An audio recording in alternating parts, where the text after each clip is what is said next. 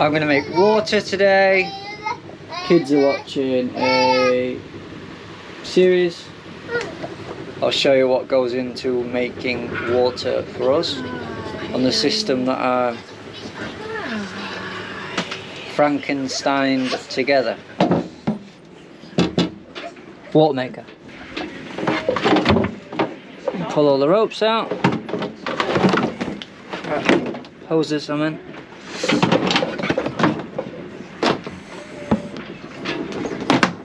We've got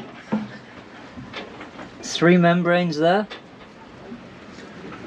The filter, the pre-filter, and then the other 2 filters. One's 5 micron, one's 20 micron.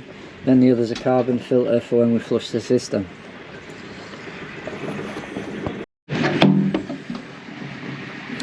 We then get out the old Honda.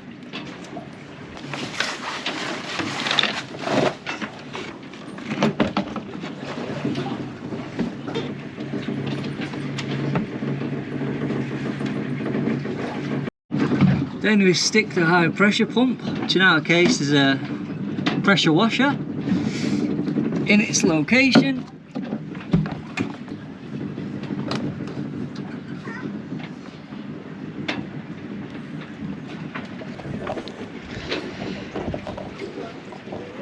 Generator on the stern, high pressure washer there.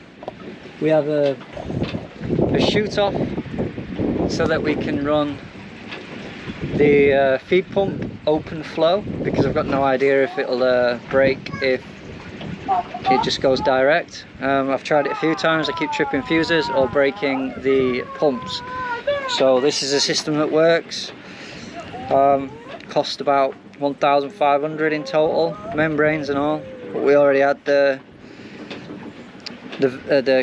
containers for the membranes from the Desalator D100.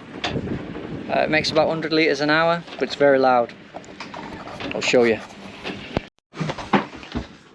Then we come downstairs, open up this cupboard, look at the back of it, make sure there's no kinks, no problems. It all looks good. Seems to look good. Close that cupboard. We open up this floorboard. A quick inspection. So it's dry. We've got the pump there.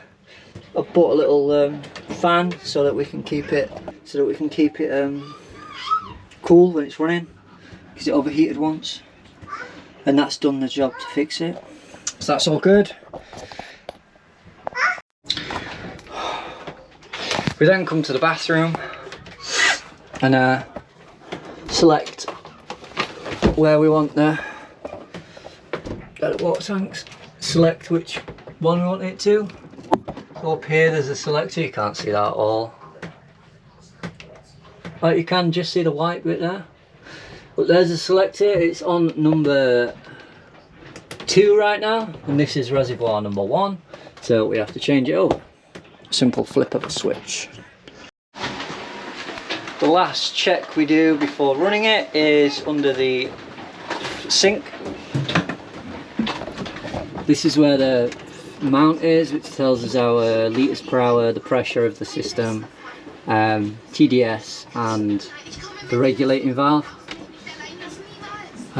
Make sure that this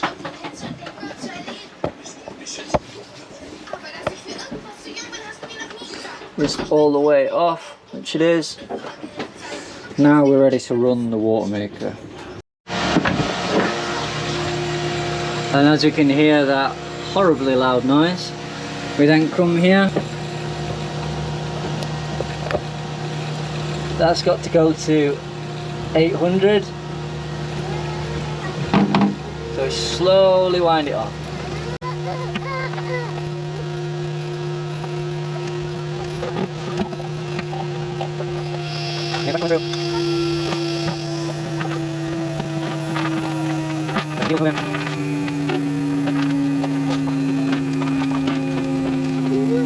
So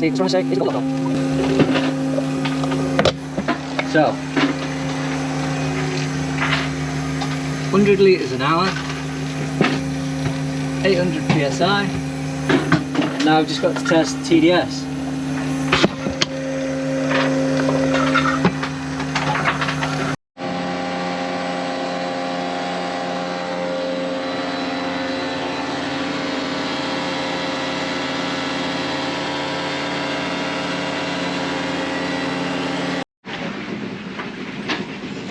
Pros and cons of making your own water maker, or at least making it from parts you've already got on a boat you bought where the water maker's broken. You save a little bit of money. Like just the high pressure pump alone for the water maker we need is $2,300 or something like that. Cat pumps are extremely expensive. So we bought a pressure washer, which was $100. So yeah, they are noisy. They're very noisy because we've got to run the generator as well as the pressure washer, so it's a combined noise. The system we've got needs a lot of pre-checks before you even start it. So you're opening cupboards up, you're opening drawers up. Not just a flick of a switch, it's not just a turn of a T-handle, it's many other things. So it's not easy to do, or at least it's an inconvenience to do.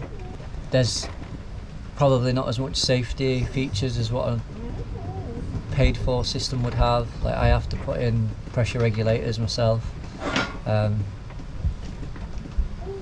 They just need adding. The noise is probably the biggest one. Noise is a nightmare, and the inconvenience. You've got to get a lot of stuff out every single time. They're the biggest cons. The best thing about it is the price, of course. Makes good water. Makes a lot of water. But you can't run it for long. That's another con. You can't run it for more than 2 hours because of the pressure washer. It doesn't cool using the seawater that it takes in like a Karcher would. So a lot of people get Karcher K4s, I think it is, which uses ceramic plungers and uses the seawater to cool itself down, which this one doesn't. This is air cooled. Of other things, eventually we'd like to be able to run it from the batteries, i.e. via lithium and an inverter, which isn't undoable. It's totally feasible. We just need to get lithium batteries. We have a big inverter, so that'll make it a bit better. We could add relays, we could add switches to make it a flick of a switch, which would make it a lot better, a lot more convenient. Shorten all the hoses, that'd make it better. Add in them safety features, you know, the high pressure faults and all that lot, that'd make it much better. But for us right now, this works, and it's cost us, yeah, like 1,500 or something like that. The membranes cost 230. We need 3 of them. We've used 3 pre-pumps now. They're a few $100s a pop. Pressure washer, we're on our second one, but they're $100 a pop. So yeah, stuff does break. The pressure hose costs like $300. And then all the bits and pieces, I think they cost like $50. All the high pressure stainless steel stuff. Yeah.